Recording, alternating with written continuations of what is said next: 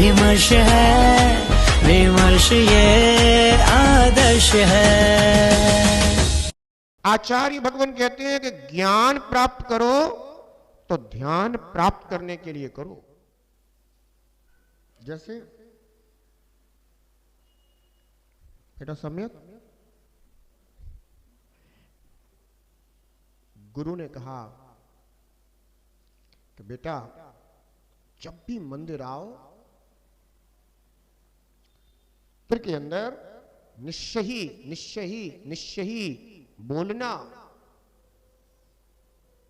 और भगवान को देखते ही प्रफुल्लित होना। भगवान को देखने के बाद उनकी वीतरागता को निहारते रहना और मन में यह विचार करना कि भगवान आपने वीतरागता का वर्ण किया इसलिए आप भगवान हो गए, हमने शराबता को चुन रखा है इसलिए हम संसार में ही ठोकरें खा रहे हैं। ये ज्ञान दिया गुरु ने।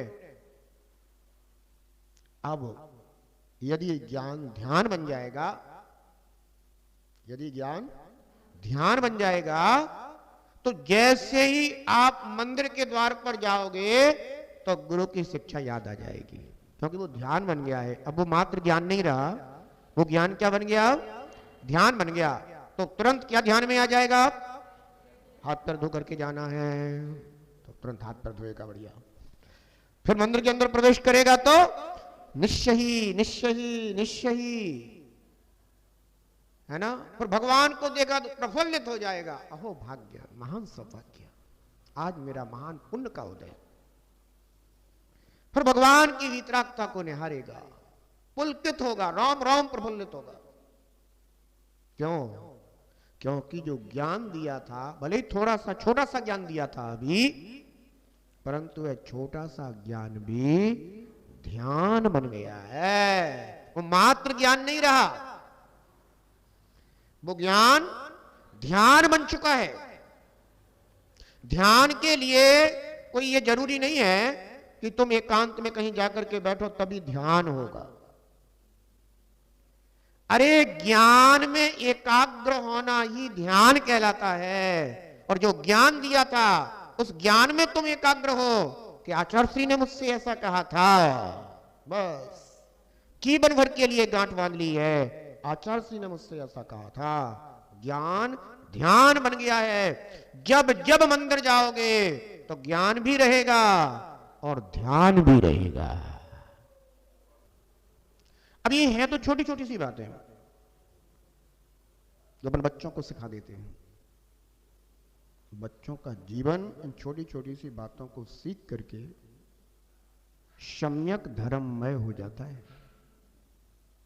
और कई बार तो बड़ों बड़ों को भी वे बातें या ख्याल में नहीं होती हैं जो बच्चों को ख्याल में होती हैं।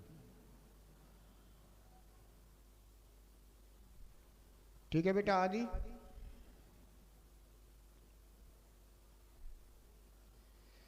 अनादि को आदि बनाओ। क्या करो?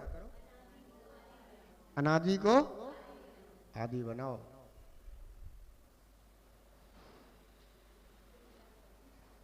कैसे बनेगा अनादि आदि?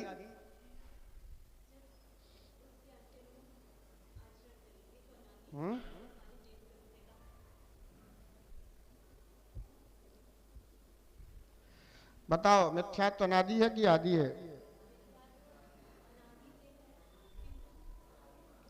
एक बार मिथ्यात्व को छोड़ दो, फिर भले ही मिथ्यात्व में भी जीव चला जाए तो भी दिक्कत की बात नहीं है, क्योंकि मिथ्यात्व अनादि था। एक बार सम्यक दर्शन हो गया, गुरु की बात एक बार सही ठीक तरह से समझ में आ गई, सच्चे देवसात गुरु की श्रद्धा उपज गई, तत्वों का श्रद्धान हो गया, भेद विज्ञान हो गया, और कदाचित वह जीव अपने पूर्वकृत कषाय आदि कर्मों के उदय से कदाचित नीचे गिर गया, मिथ्यात्व में भी चला गया, तो भी अनादि से आदि हो गया।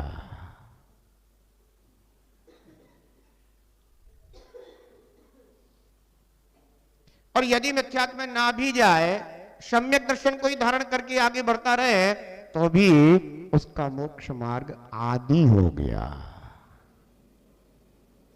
समझ गए? आदि यानी प्रारंभ। प्रारंभ तो होना चाहिए।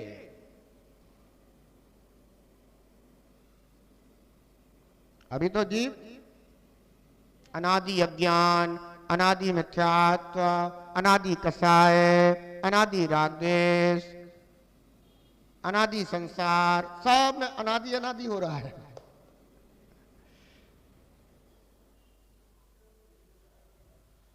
गुरु के पादमूल से ही जीव का अनादि छूटता है और आदि प्रारंभ होता है।